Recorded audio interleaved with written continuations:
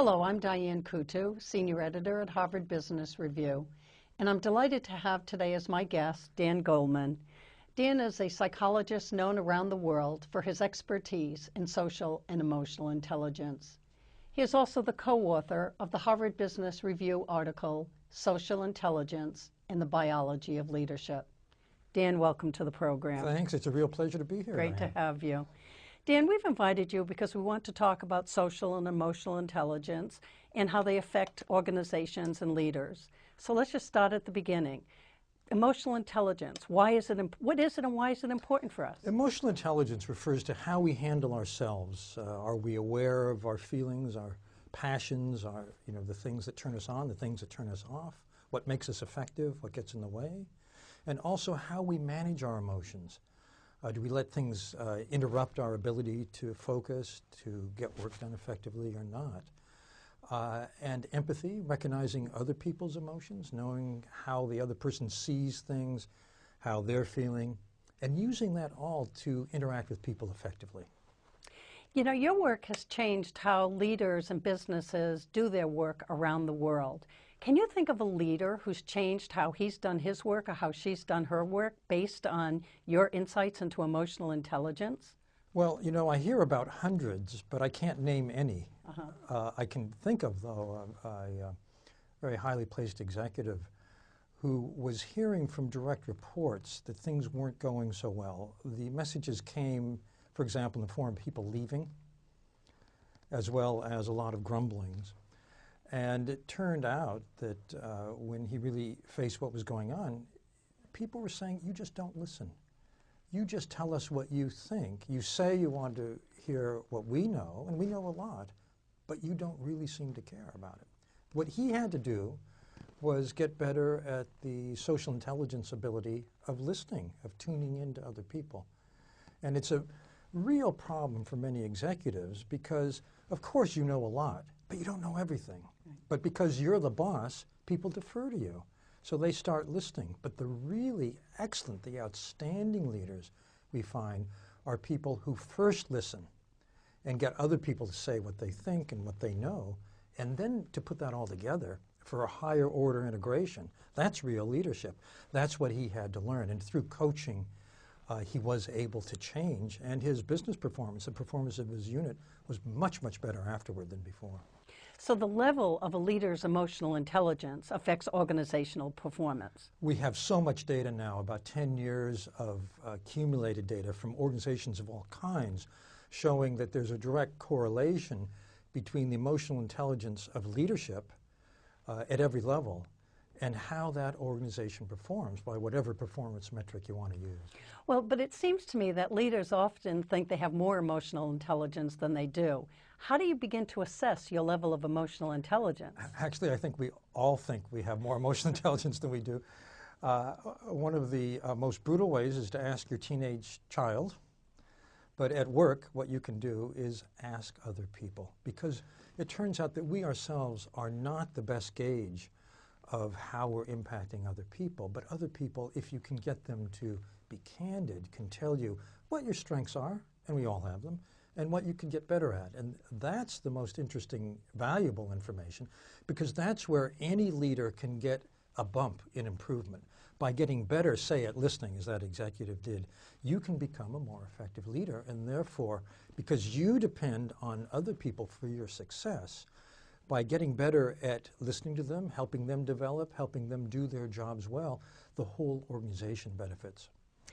Interesting. Dan, you talk about emotional intelligence, and I'm very curious how you got from that to social intelligence. Well, emotional intelligence, when I first wrote it, was prompted for me by a new breakthrough in brain science in our understanding of the emotional centers of the brain and how that affects our ability to think well. It turns out that when we're upset, it hampers our ability to process information, to think creatively. We fall back on overlearned primitive behaviors, and it makes us dysfunctional.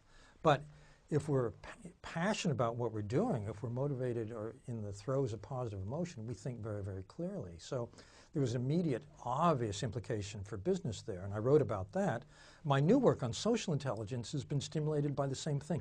Big breakthrough in brain science. Now they're studying not just one brain and one body and one person, but two, the interaction. We're finding out that this is the key to why a leader like Herb Kelleher at Southwest was so spectacularly successful in growing that airline. We've been looking at video of Herb Kelleher just walking down the hallway at Love Field in Dallas, and it's as though there were a circle of good feeling radiating around him wherever he went. Everyone, passengers, personnel, passers-by, all of a sudden light up and beam because he was someone who engaged people, who was positive, and who let you know that he was tuning into you, and he was doing it with such positivity that it was contagious for you. Now, how about leaders who don't have that natural born instinct? How can they use your insights on emotional and social intelligence in order to improve their leadership expertise? Well, first of all, for leadership, it's social intelligence that our data is showing counts the most. Social intelligence is being able to tune into other people, to read them, to know how they're thinking about things, what they're feeling right now, and using that to communicate effectively with them. And the good news is that even though we learn our habits, for example, what kind of listener are you? We learn those early in life. We can change them at any point if we're motivated, if we know what to do, and if we have a little help. So there's an easy 5-step process, basically, for enhancing social intelligence abilities in a leader. First, the question to ask yourself is, do you care? Are you motivated? Because it's going to take a little effort. Second, get some feedback. It's not, you're actually probably the worst person to judge where you need to improve. You need to ask the people around you in a way where they can be candid, they can be honest, and that's often with the 360 device where they anonymously rate you. You don't know who said it, but you're getting the truth. You look at that profile and you identify your strengths, your weaknesses, where I can get better, where can I get a bump. Then you make a learning agreement with yourself to do it in the better way at every naturally occurring opportunity. If you do that for a few months, you see real change.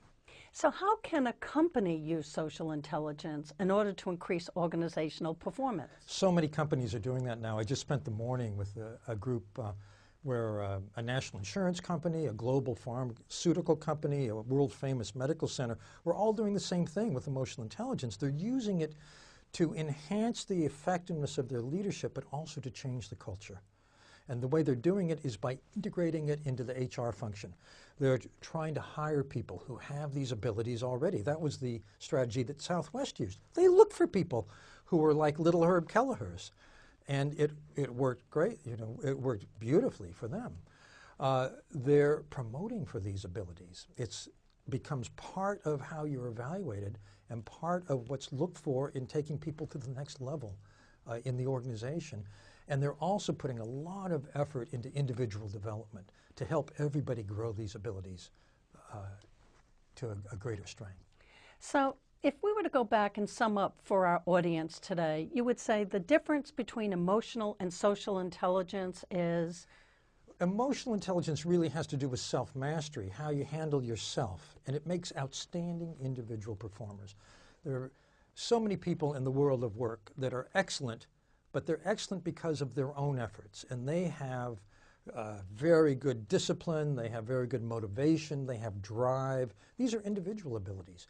But when it comes to leadership, your success depends on everyone else's being effective. So you need to be successful by influencing, persuading, developing, growing, inspiring, motivating other people. That's the social intelligence ability. It requires empathy and requires skilled interaction, and that's what makes a great leader. Dan, one of the problems that companies really have is figuring out how to hire people because it's so difficult to hire people and know what their emotional and social intelligence levels are. So how do you go about trying to find little Herb Kelleher's? Well, first of all, if you're looking for a Herb Kelleher type, you have to expand the criterion because Herb was a unique individual. He was extremely extroverted, extremely up. But social intelligence doesn't always look like that. One of the sure signs of social intelligence is rapport. You feel comfortable with the person. You feel they're paying full attention. You feel they are really listening to you. They're really attuning. They're really empathizing. And we all know what that feels like. We feel felt. When you're with someone like that, you have chemistry. That's one of the sure signs. Dan Goldman, thank you very much. Diane Coutu, it was a real pleasure. Thank Thanks. you.